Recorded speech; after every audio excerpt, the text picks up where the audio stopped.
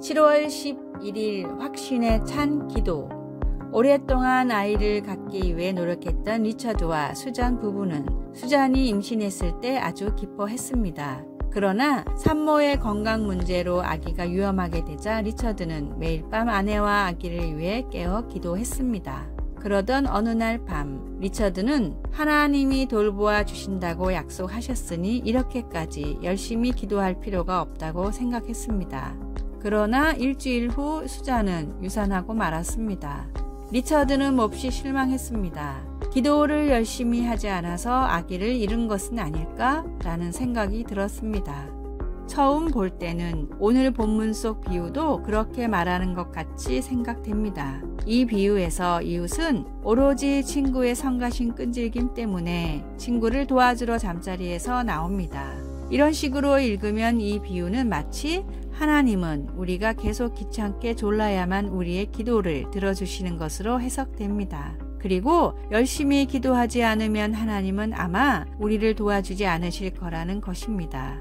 그러나 클라인 스노드 그라스와 같은 성경 주석가들은 이것이 틀린 해석이라고 지적합니다. 이 비유의 진정한 초점은 이웃도 이기적인 이유로 우리를 도와주는데 하물며 자비로우신 하나님은 얼마나 더 우리를 도와주시겠는가 하는 것입니다.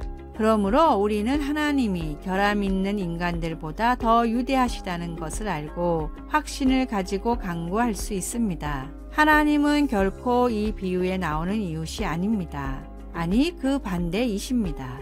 왜 아기를 잃게 되었는지는 모르지만 당신이 기도를 열심히 하지 않아서가 아니며 하나님은 그런 분이 아니라는 것을 알아야 합니다.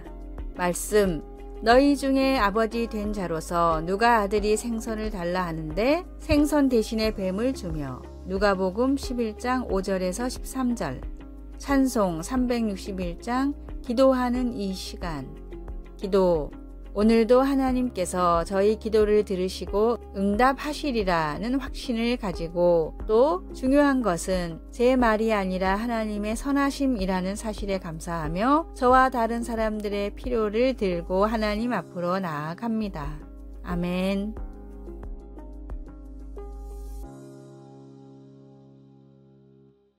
(7월 12일) 화요일 신앙의 생명주기.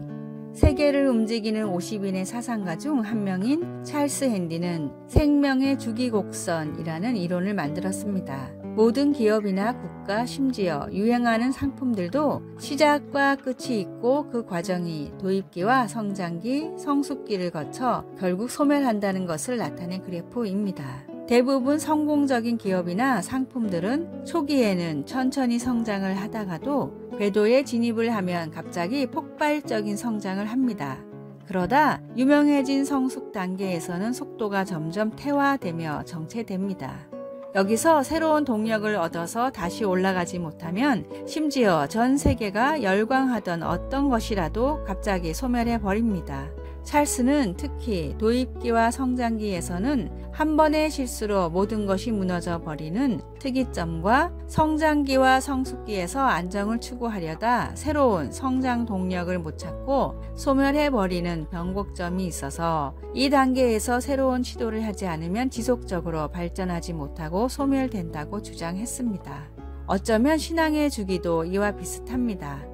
하나님을 처음 만나고 뜨거운 감격이 살아있는 초창기 때의 믿음이 익숙해지고 안정화되며 신앙 생활이 피로해지는 단계가 찾아오게 됩니다. 신앙이 퇴보하는 것을 모르고 위기도 느끼지 못하는 무늬만 그리스도인이 되지 않고 하나님을 향한 열정을 회복할 수 있는 새로운 도전을 멈추지 마십시오. 오늘의 말씀. 주의 구원에 대한 기쁨을 내게 다시 주셔서 내가 주께 순종하게 하소서. 시편 51장 12절. 오늘의 찬송 285장 주의 말씀 받은 그날. 오늘의 만나. 첫사랑의 열정과 뜨거움을 다시 회복하는 신앙생활이 되게 하소서. 주님을 끝없이 사모하는 열정으로 신앙의 권태기를 극복합시다.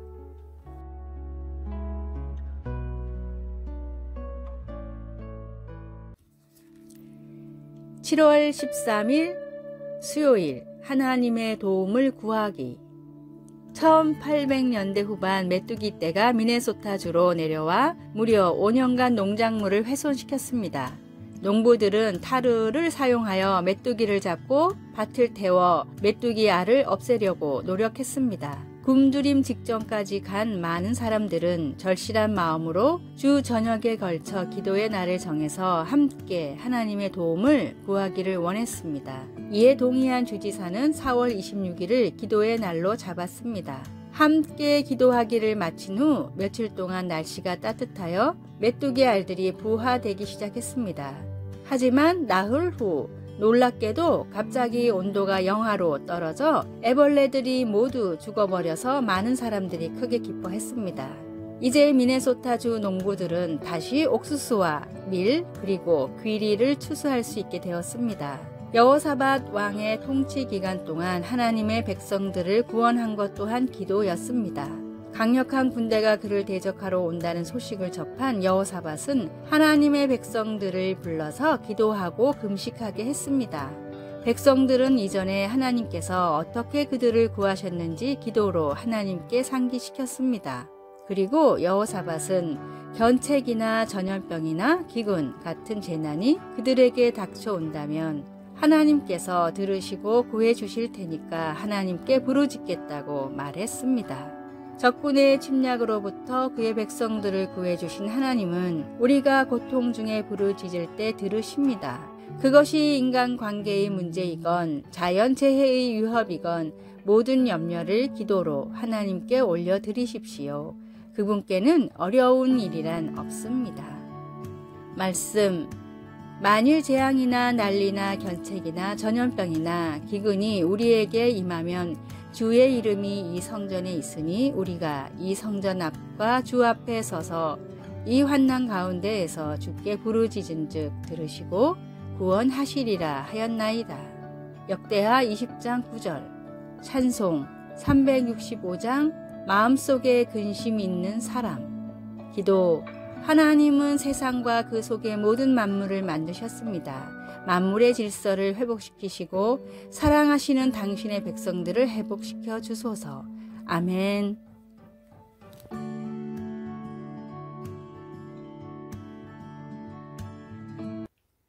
7월 14일 목요일. 거북이와 개. 바다 거북은 알을 낳을 때 모래사장을 깊숙이 파서 100개나 낳습니다. 갓 태어난 바다 거북이 기어 올라오기에는 너무 깊은 구덩이지만 신기하게도 다친 곳 하나 없이 모래사장으로 기어 올라옵니다. 동물학자들의 실험에 따르면 구덩이에 알을 하나 묻어 놓았을 땐 나올 확률이 27%이지만 2개씩 묻어 놓았을 땐 84%, 4개 이상을 묻어 놓으면 100%의 확률로 새끼들이 구덩이를 빠져 나왔습니다. 최초로 태어난 바다 거북 새끼는 구덩이 벽을 파서 경사를 완만하게 만드는데 뒤이어 깨어난 거북이는 이 거북의 등을 타고 올라가 더 높은 벽을 파내고 나중에 깨어난 거북들도 차례차례 파낸 모래를 다져서 발판을 만듭니다. 시간이 조금 지나면 구덩이에서 모래사장으로 나갈 수 있는 완만한 길이 생기기 때문에 4마리 이상의 알이 있는 구덩이의 바다 거북들은 안전하게 밖으로 나올 수가 있었습니다. 그러나 개를 구덩이에 넣으면 정반대의 일이 일어납니다. 충분히 기어 나올 수 있는 높이임에도 올라가는 개를 끌어내리느라 혈안이 돼서 결국 빠져나오는 개는 몇 마리 없이 서로 힘을 빼다가 대부분 죽고 맙니다.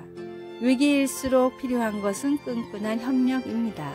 잘못을 서로 인정하고 개선하는 것도 중요하지만 하나의 믿음으로 말씀대로 연합하는 것이 더더욱 중요합니다.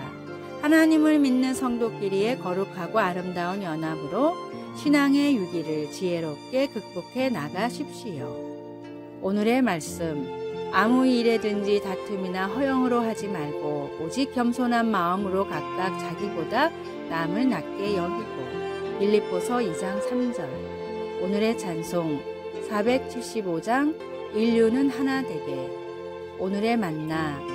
선한 마음으로 연합하는 그리스도인들을 위해 기도하게 하소서. 갈등과 분란을 조장하지 말고 지혜롭게 해결하고자 노력합시다.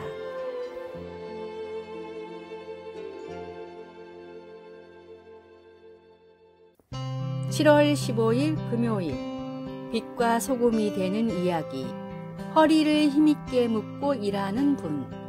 독일 사람들 중에는 성경적으로 살아가는 사람이 많습니다. 제가 다니던 회사의 부사장이던 에버트도 그런 사람이었습니다.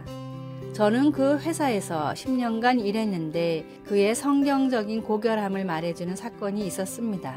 그는 56세 때에 은퇴했습니다. 사실 제가 29세에 회사 중역이 될 수 있었던 것은 그가 은퇴를 빨리 했기 때문입니다.